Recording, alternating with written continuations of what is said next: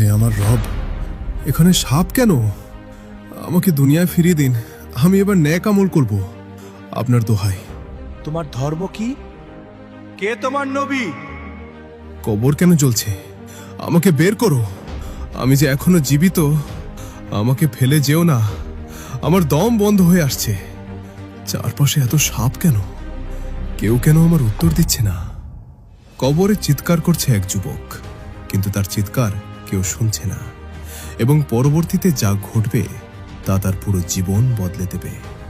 এটা এমন এক যুবকের অভিজ্ঞতা যে মৃত্যুকে দেখেছে দুইবার। প্রথম মৃত্যুতে সে জাহান্নামের আগুন দেখল, দ্বিতীয় মৃত্যুতে জাহান্নাম থেকে মুক্তি।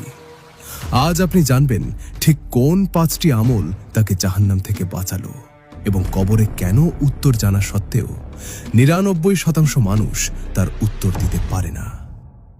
কিন্তু শুরুতে ফিরে যাই। এই যুবকটি আপনার আমার মতোই সাধারণ ছিল। নামাজ মাঝে মাঝে, ভালো কাজ সময় পেলে, পাপ সবাই তো করেই, তাই না? কিন্তু তার একটা বড় সমস্যা ছিল।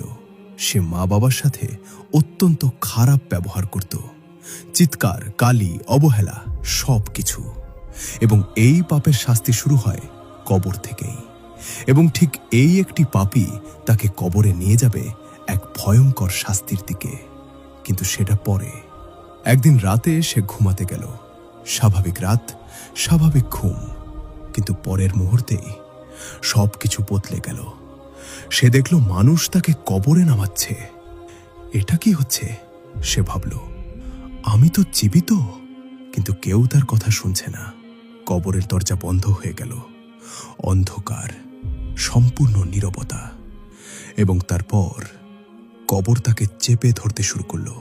চারদিক থেকে হাড় ভাঙা শব্দ, শ্বাস বন্ধ হয়ে আসছে, যন্ত্রণায় চিৎকার, কিন্তু কেউ শুনছে না।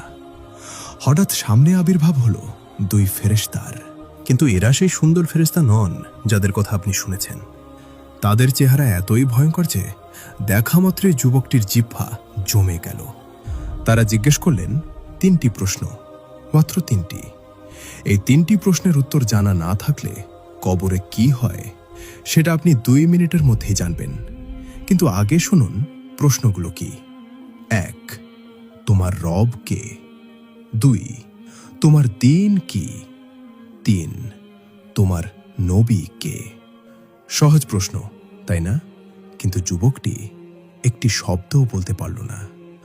আপনি হয়তো ভাবছেন, এত সহজ প্রশ্ন?